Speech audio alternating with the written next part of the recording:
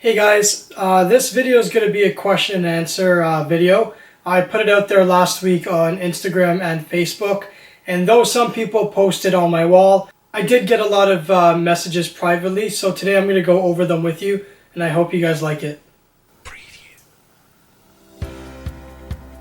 This really all depends on when you're going to work out, what time of the day. If it's in the morning, some people, there's a great debate about fasted cardio, fasted workouts, but I believe that you should have some sort of food inside your system because that's a form of energy. So you might want to have a little bit of a yogurt, a little bit of a banana, nuts or peanut butter. After the workouts, when you should be replenishing everything, having your proteins, your carbs, your veggies and so forth, and I hope this helps. That is a great question. I'll try not to be biased. However, when you're looking for a personal trainer, you always want to make sure that they are certified through a governing body that's recognized in your country or state. And you want to make sure that they do have liability insurance. Now, I know a lot of people really don't care because they'll go for the cheapest trainer, but physical fitness, there is always a chance of getting hurt or injured. And you want to make sure that you're liable and that your trainer is liable, that they have the full coverage just in case you do get hurt.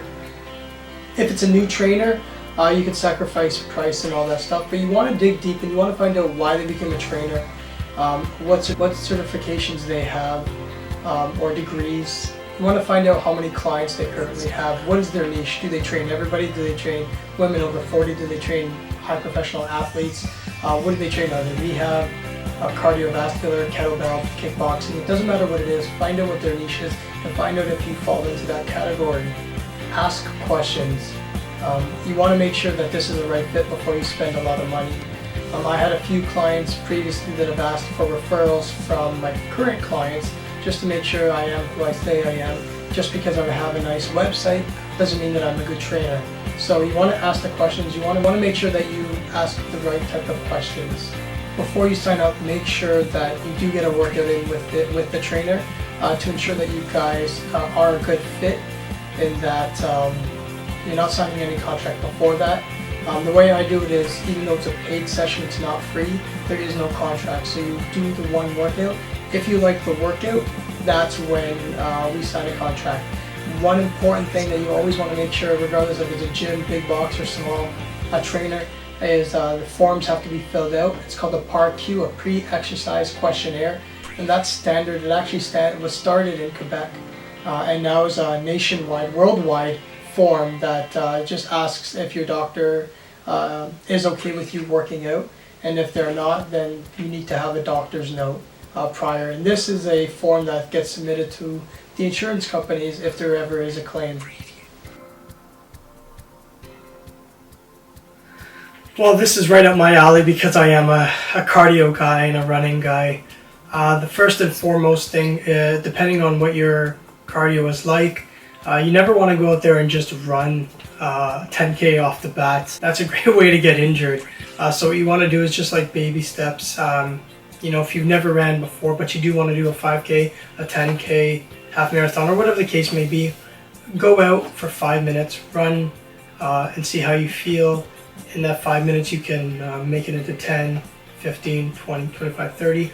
Or if you're a complete new person to running, you can always do the 1-2 model, which is, or 1-1 model is 1 run for 1 minute, walk for 1 minute, 1 minute run, 1 minute walk, until you build up enough stamina to continue.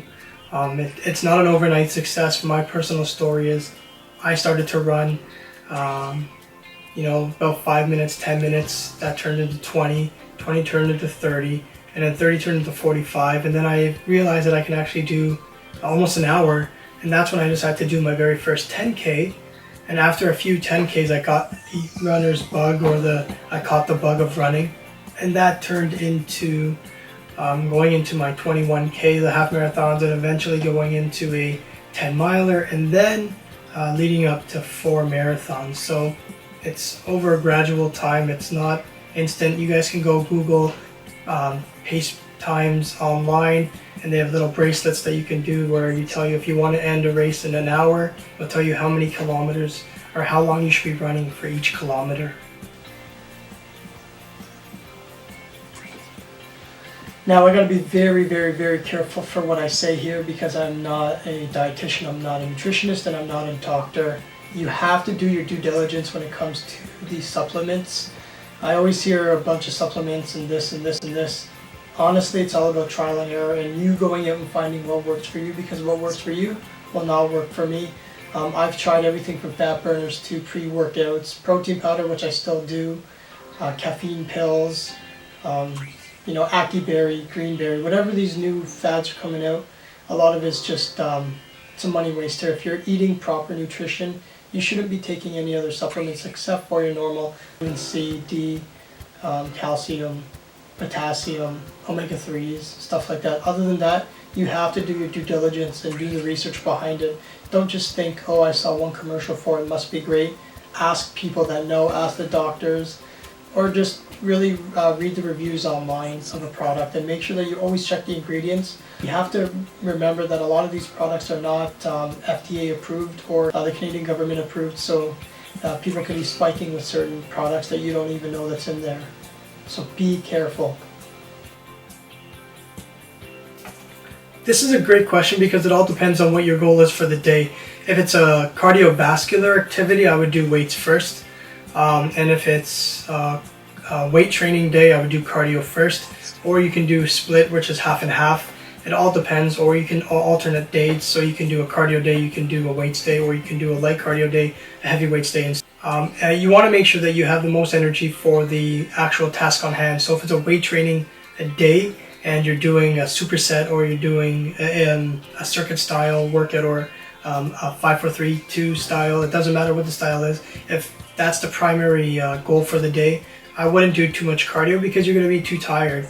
Light cardio is fine just to get the body revved up, but if you're going to be doing a heavy load weight, then you should be doing cardio first. I know some people that split up the day too. Now that's granted, if you have the time you can do cardio in the morning, weights at night, or vice versa, but it all depends on your goals. So if it's weight training, you want to do a light cardio session, and if it's cardio session, you want to do very light weight training.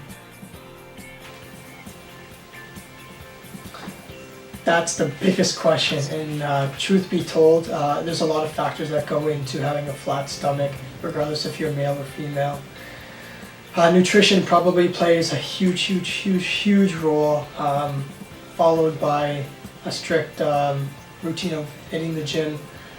It's having low body fat. At the end of the day, to show your abs, it's all about low body fat. So we want to be restrictive with our calories. We want to make sure that we're switching up routine when we're going to the gym, that we're not doing the same 30-minute run every day.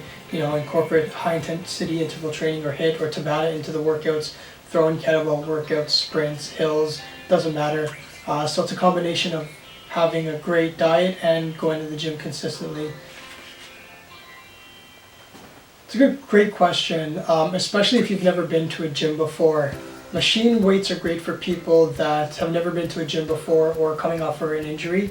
A lot of machines is only a one-way direction. So if you're doing a bench press, it's only going up, or a shoulder press with the Smith machine, or a bicep curl, it's only one way. There's no other way that you can get hurt. Free weights is actually a lot better for the muscles because it's free flowing.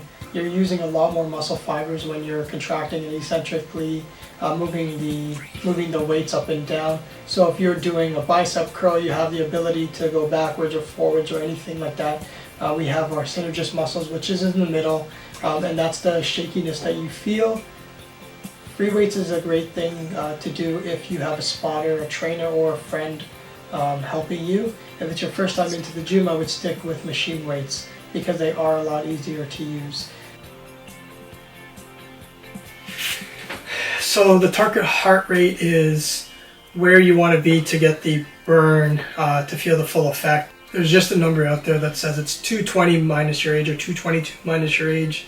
Again, it all depends on your activity level, your cardiovascular level, your VO2 levels and all that. So I'm 32 and it would be 220 minus 32. That's your peak. That's as high as you can go when it comes to pushing yourself on the cardiovascular activities or even weight training, because they say that's about almost 100% of your limit that you should be doing. Remember, any sort of exercise, the heart is really pumping. and the blood's really flowing. So if you ever feel lightheaded or dizziness or that you need to throw up, you should be stopping as soon as possible. There's also a range where it's 55 to 64% if you're a beginner, 64 to 75% if you are an intermediate. That's what you should be doing when you're working out to get a good burn. Very important. I'm just going to leave it like that. You can't outrun a bad diet. It doesn't matter if you go to the gym 7 days a week for an hour or 2 hours a day, but if you're just eating like junk and eating like crap, you're not really getting any benefit from the gym.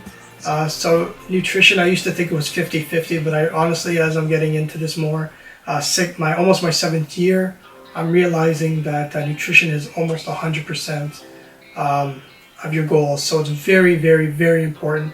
And you got to make sure that you're not starving yourself, that you're eating a well-balanced meal as well. Thank you guys very much for watching the video. I hope I answered some of your questions. I still have a lot more questions that I'm going to be sifting through, and it's going to be on one of my other videos coming up. Please like, share, and comment. Thank you.